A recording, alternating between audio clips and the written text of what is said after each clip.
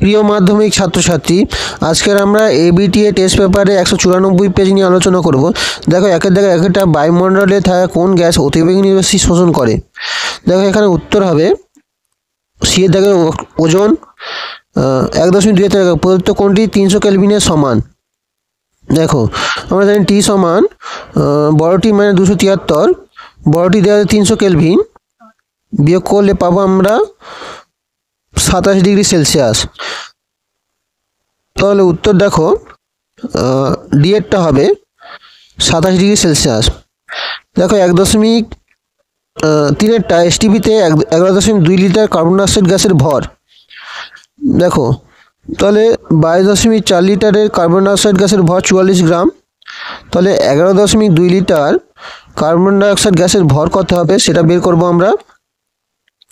দেখো এখানে 44/22.4 ইন্টু 11.2, এটা কাটাকুটি করলে তুমি পাবে 22 গ্রাম। তাহলে উত্তর কত হবে দেখো ডি এরটা 22 গ্রাম। 1.4টা দেখো লোহার দৈর্ঘ্য প্রসারণ গুণাঙ্ক আলফা হলে ক্ষেত্র প্রসারণ গুণাঙ্ক হবে। দেখো আমরা জানি বিটা সমান 2 আলফা, তাহলে কোন অপশানটা হবে বি এরটা। 1.5টা দেখো অবতল দর্পণে ফোকাস ও বক্রতা কেন্দ্রের মাঝে কোনো বস্তু রাখলে প্রতিবিম্ব হবে। দেখো আমি একটা ছবি আঁকবো। দেখো ফোকাস এবং বক্রতা কেন্দ্রের মাঝে বস্তুটা রাখলাম, তাহলে সমান্তরাল আলোক রশ্মিটি কি হবে ফোকাস দিয়ে যাবে, আর অন্য একটা আলোক রশ্মি দেখো বক্রতা কেন্দ্রের মধ্যে দিয়ে যাবে। এবার দেখো রশ্মি দুটো একটা বিন্দুতে গিয়ে দেখো মিলিত হয়েছে, তাহলে মিলিত হওয়া মানে কি সৎ প্রতিবিম্ব তৈরি হবে, আর প্রতিবিম্বের দৈর্ঘ্যটা কিন্তু বেড়ে গেছে, তাহলে সৎ এবং বিবর্ধিত হবে। তাহলে কোন অপশনটা হবে দেখো এর অপশনটা হবে সৎ এবং বিবর্ধিত। 1.6টা দেখো প্রিজমের মধ্যে দিয়ে সাদা আলো প্রতিসরণের ক্ষেত্রে যে বর্ণের বিচ্যুতি সর্বাধিক সেটি হলো। দেখো বিচ্যুতি সর্বাধিক হয় কিন্তু বেগুনি বর্ণের, বেগুনি বর্ণ কিন্তু বেশি বেঁকে যায়, তাহলে উত্তর হবে দেখো সি এরটা। 1.7টা দেখো প্রদত্ত কোনটি রোধাঙ্ক উষ্ণতা বৃদ্ধির সঙ্গে কমে যায়। কার রোধাঙ্ক উষ্ণতা বৃদ্ধির সঙ্গে কমে যাও তোমরা জানো, অর্ধপরিবাহী। 1.8টা দেখো গৃহস্থালির বৈদ্যুতিক বর্তনীতে ফিউজ তার যুক্ত থাকে। দেখো ফিউজ তার সবসময় লাইভ তারের সঙ্গে যুক্ত থাকে। 1.9টা দেখো পরমাণু চুল্লিতে ভারী জল ব্যবহার করা হয় কি হিসাবে। দেখো ভারী জল ব্যবহার করা হয় মডারেটর হিসাবে। 1.10টা দেখো LiH অণুতে হাইড্রোজেন কোন নোবেল গ্যাসের ন্যায় গঠন লাভ করে। হাইড্রোজেন কিন্তু হিলিয়ামের মতো গঠন লাভ করে। 1.11টা দেখো মৌলের কোন ধর্মের ভিত্তিতে আধুনিক পর্যায় সারণী গঠিত হয়েছে। উত্তর হবে দেখো পারমাণবিক সংখ্যা।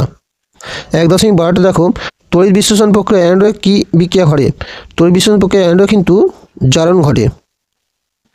1.13টা দেখো লাভ-ব্লাঙ্ক পদ্ধতিতে প্রস্তুত করা হয় HCl।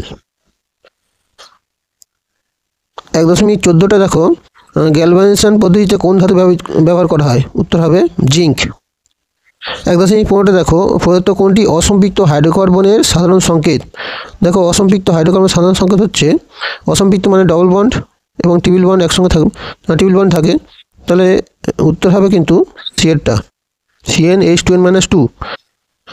এবার দেখো দুই দাগে 1টা দেখো ইউভি রশ্মির প্রভাবে CFC থেকে নির্গত কোন পরমাণুটি ওজোন গ্যাসকে অক্সিজেনে বিয়োজিত করে দেয়। উত্তর হবে সক্রিয় ক্লোরিন।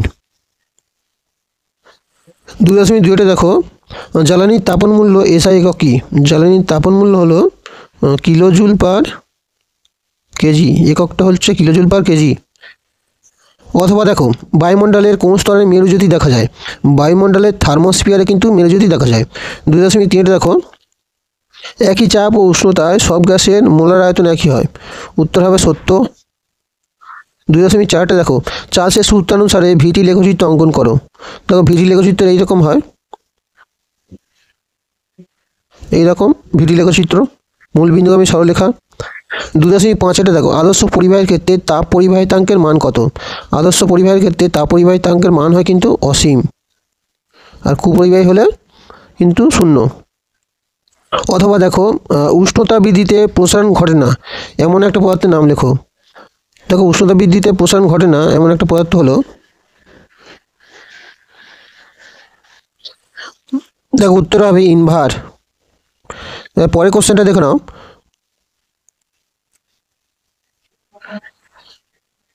পরের কোশ্চেনটা কি আছে দেখো,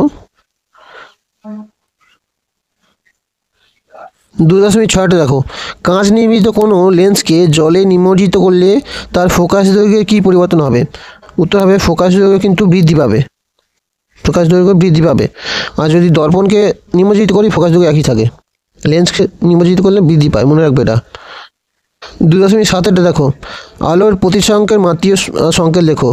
আলোর প্রতিসংখ্য মিউ সমান হচ্ছে c/v, তাহলে এটা দুটো বেগের অনুপাত, এর কোনো মাত্রীয় সংকেত নেই। 2.8 দেখো নিউক্লিয় সংযোজনের যে শক্তি মুক্ত হয় তার উৎস কি? তার উৎস হলো ভর বিচ্যুতি, তার উৎস হলো ভর বিচ্যুতি। অথবা দেখো পৃথিবীর বয়স নির্ণয়ে কোন তেজস্ক্রিয় আইসোটোপ ব্যবহৃত হয়? পৃথিবীর বয়স নির্ণয়ে কিন্তু কার্বন 14 ব্যবহার করা হয়। 2.9 দেখো কোষের তড়িৎচালক বল মাপা হয় কোন যন্ত্রের সাহায্যে? কোষের তড়িৎচালক বল মাপা হয় পোটেনশিওমিটার, পোটেনশিওমিটার মনে রাখবে। আর বিভব মাপা হয় ভোল্টমিটার, আর প্রবাহ মাপা হয় অ্যামিটারের সাহায্যে। 2.10 দেখো ফ্লেমিংয়ের বামহস্ত নিয়মে তর্জনী কিসের দিক নির্দেশ করে? তর্জনী হচ্ছে চৌম্বক ক্ষেত্রকে নির্দেশ করে, তর্জনী কিন্তু চৌম্বক ক্ষেত্রকে নির্দেশ করে। 2.11 দেখো স্তম্ভ মেলানো তীব্রতম তড়িৎ ধনাত্মক মৌল। দেখো তীব্রতম তড়িৎ ধনাত্মক মৌল হলো সিজিয়াম। গ্রুপ 17 নম্বর মৌল, গ্রুপ 17 নম্বর মৌলকে আমরা হ্যালোজেন বলি। ধাতু সংকর কাঁসাতে উপস্থিত থাকে কিন্তু টিন। আর খাদ্য লবণ তড়িৎজয়ী যৌগ। 2.12 দেখো ত্রিবন্ধনযুক্ত মৌলিক অণুর নাম কি?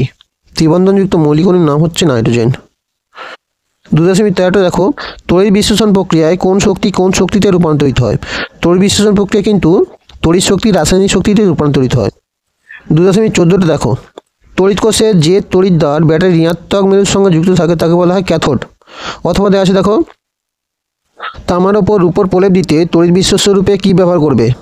দেখো রূপোর প্রলেপ দিতে আমরা ব্যবহার করব পটাশিয়াম আর্জেন্টা সায়ানাইড, পটাশিয়াম আর্জেন্টা সায়ানাইড।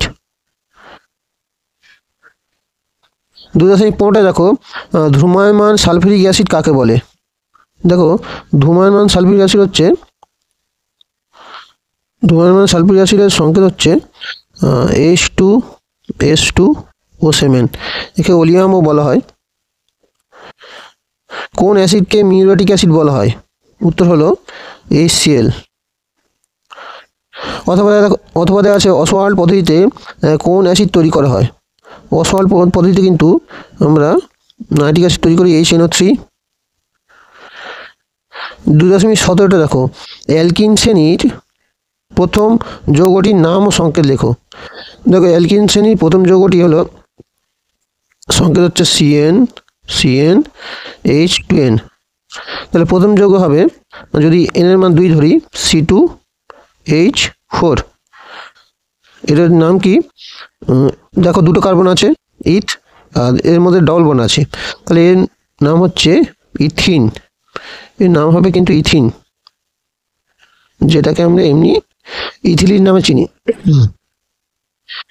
2.18 দেখো CH3 CH2 CH2OH IUPAC নাম লিখতে হবে। দেখো 1 নম্বর 2 নম্বর 3 নম্বর, তাহলে 3 নম্বর থাকলে হচ্ছে এটা প্রোপ প্লাস আন প্লাস, এখানে দেখো OH আছে, তাহলে অল, 1 নম্বরে OH আছে, তাহলে উত্তর হবে প্রোপানল। অথবা দেখো অ্যাসিডিক অ্যাসিডে NaCO3 যোগ করলে কোন গ্যাস নির্গত হয়? দেখো অ্যাসিডিক অ্যাসিডের সংকেত তোমরা জানো CH3COOH, এর সঙ্গে যদি NaH CO3 দেওয়া হয়, তাহলে এখান থেকে যদি CO2 গ্যাস নির্গত হবে। বিক্রিয়াটা তোমরা করে দেখবে, তাহলে উত্তর হবে CO2। দেখো আমরা MCQ SQ কোশ্চেন উত্তরগুলো সলভ করলাম। এখন 2 নম্বর 3 নম্বর যে উত্তরগুলো সেগুলো তোমরা চেষ্টা করবে, এবং যেগুলো পারবে না অবশ্যই কমেন্ট করে জানাবে। ভিডিওটি ভালো লাগলে অবশ্যই লাইক এবং চ্যানেলটা সাবস্ক্রাইব করে রাখবে।